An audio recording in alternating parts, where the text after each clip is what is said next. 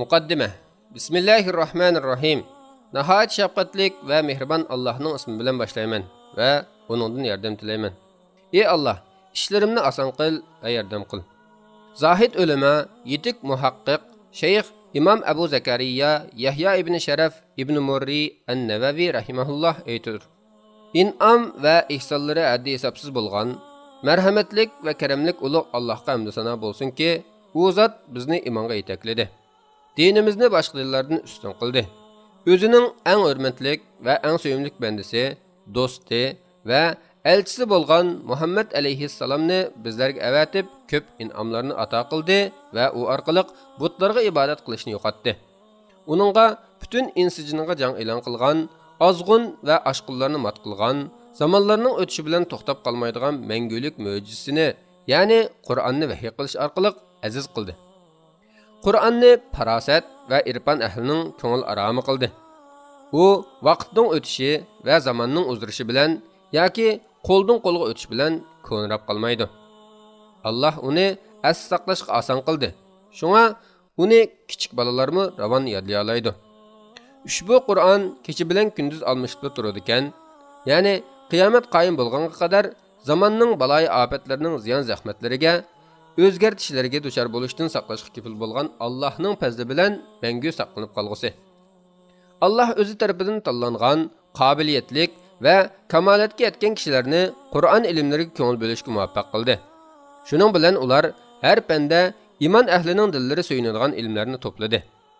Allohning bu va buningdan boshqa sanoqsiz ne'matlariga, bo'libmi imonga muyassar qilgan ne'matiga hamd sanolar aytaman. Allohning faqirga, do'stlarimga va barliq musulmonlarga o'z roziqini in'om qilishini so'rayman. Bir Allohdan boshqa ilohning va uning sherikining yo'qligiga, Muhammed aleyhissalamның və onunğa Allah'ның rəhmət salamları bolsun. Allah onun şan şərifi, izzət hürmətini davamlıq ziyada qılsın. Muhammed aleyhissalamның Allah'ның bəndisi və imanğa çağırğıcı elçisi ikənligiga, Allah'ның məğfirətiga erişdirə alaydigan, dozaq otudan qutquza alaydigan, cənnətlərdə makallaşıqı yetkizə alaydigan rəvişdə guvahlıq beraman. Allah bu ümmətni özü razı bolğan din, İslam diniga müyəssər qılıb, bu ümmetke insanlarının en yaxşısı bolğan Muhammed aleyhissalamni əvətiş arqılıq köp in'am ata qıldı. Allah bu ümmetinin şan şöhrətini texim ziyada qılsın. Bu ümmetni özünün uluq kalamı bolğan Qur'an-ı Kerimni əvətiş arqılıq izzetledi.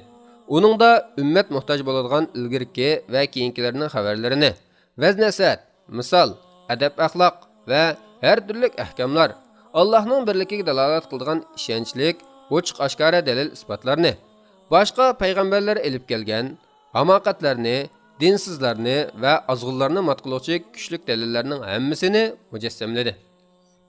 Allah onu tilavat qilishning savabını həssilab köpəytdi. Onunğa köngül bölüşkə, onu uluqlaşqa, onun ədəb əxlaqlarına rioya qilishqa, onu hörmətləşkə buyurdu. Qur'on tilavat qilishning fazilati haqida nurg'un katta olimlar və fazillar köp kitoblarni yozdi. Bu kitaplar her qaysi aql idrak sahiplerine ma'lumdur. Lekin o kitaplarni yodlash uyoq tursin, o'qishqimi himmatlar ojiz kelganligi uchun faqat az sondagi o'tkir fikrlik kishilarla foydalana oladi.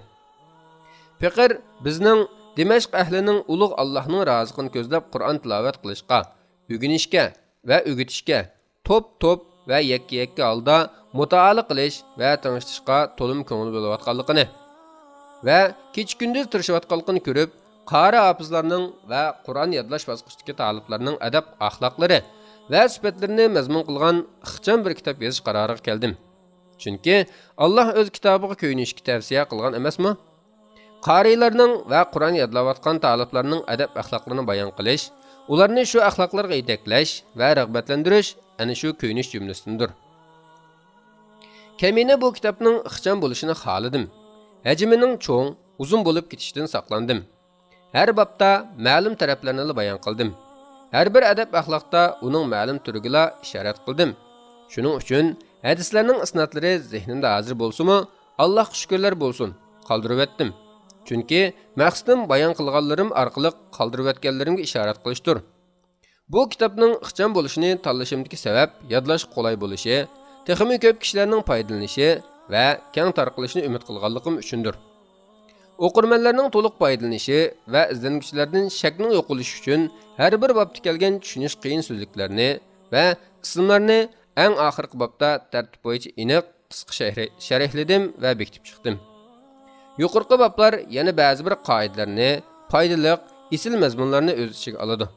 Qisman ahvollarni hisobga olmaganda sahih va zaif hadislarni qaysi ishonchli imomlarning rivoyat qilganligini bayon qildim. Shuni bilish kerakki, muhaddislar va boshqa olimlar fazilatli amallarda zaif hadislarga amal qilishni durust deb qaragan. Shunday bo'lsa-mu, kamina sahih hadislarni keltirdim. Zaif hadislarni faqat ba'zi ahvollarda keltirdim. Ulug' Allohga tavakkul qilaman. Barliq ishlarimni uningga topshiraman.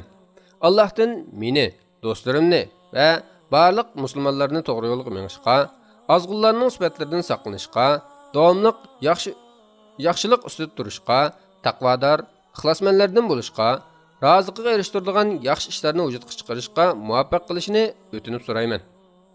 Bizga Alloh kifoyadir. Alloh yaxshi egidir. Ulug' Allohning kuch-qudrat va yordamisiz qo'limdan hech ish kelmaydi.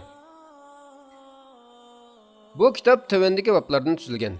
1-bob Qur'on tilovat qilishning va qorilarning fazilati to'g'risida. 2-bob Qur'on tilovat qilishning boshqa zikrlardan afzalligi to'g'risida. 3-bob qorilarning hurmatlanganligi va ularga aziyat berishning cheklanganligi to'g'risida. 4-bob Qur'on o'rgatkichi va o'rgangichlarda bo'lishga tegishli adab qoidalar. 5-bob qorilarning adab axloqlari to'g'risida. 6-bob qiroatning adab qoidalari to'g'risida. Bu bob bu kitobning ko'p qismini tashkil qiladi va bu bob bu kitobni yozishdagi asosiy maqsaddir. 7-bob barliq insonlarning Qur'onga qarata diqqat qilishga tegishli adablari to'g'risida. 8-bob ma'lum vaqt va ahvollarda o'qish mustahab bo'lgan oyat va suralar to'g'risida. 9-bob Qur'onning yozilishi va mushafning hurmatlanganligi to'g'risida. 10-bob kitobning arabcha nusxasida kelgan bir qism ism va so'zliklarning to'g'ri o'qilishi va ma'nolari. Kitobda uchraydigan ba'zi atalg'ular. Sanad. Lug'at ma'nosi tayiniladigan yer, yordam elinadigan narsa, dalil demakdir. Isnad. Bir hadis yoki bir so'zni tunji rivoyat qilguvchi yoki tilga olg'uvchini imo qilish uchun sanadida o'rin olgan raviylarning ismlarini zikr qilmoq. Tahrij. Hadislarning asli manba va isnodlarini aniq ifodalash, sahih va zaif darajalarini bayon qilish. Sahih hadis. Ishonchlik deb qabul qilinishi uchun kerakli shartlarni hozirlagan va diniy xususlarda dalil sifatida qo'llaniladigan hadislar. Bu hadislar to'plangan kitoblar Jami'us Sahih deyiladi va eng mashhurlari İmam Buxoriy va İmam Muslimning sahihlar to'plami Al-Jami'us Sahih. İmam Buxoriy va İmam Muslimning sahihlar to'plamlari bo'lib, ikki sahih hadislar to'plami ma'nosida Sahihayn deb ataladi. Hasan hadis. Diniy xususlarda dalil sifatida qo'llaniladigan ma'qul hadis turi. Zaif hadis. Sahih va hasan hadisning shartlaridan biri yoki bir qanchasi hozirlanmagan rivoyatlar uchun qo'llaniladigan hadis atalg'usi.